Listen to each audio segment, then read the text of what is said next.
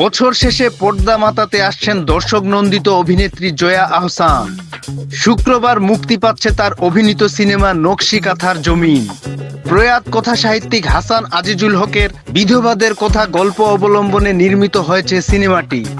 এটি নির্মাণ করেছেন আকরাম খান।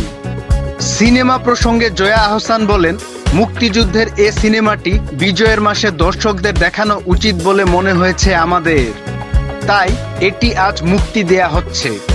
নকশি কাঁথার জমি কোনো গল্প না, এটি একটি দৃশ্যকাব্য। এক অনন্য অভিজ্ঞতার স্বাদ পেতে সবাইকে সিনেমাটি প্রেক্ষাগৃহে গিয়ে দেখতে হবে। মূলত ৭১-এর মুক্তিযুদ্ধের দিনগুলোর কথা তুলে আনা হয়েছে জয়ার এই সিনেমায়। এতে দুই বোনের চরিত্রে জয়া ও ফারিয়া শামস সেউতি কাজ করেছেন। অন্যদিকে দুই ভাইয়ের চরিত্রে অভিনয় করেছেন ইরেশ জাকের ও রৌনক হাসান।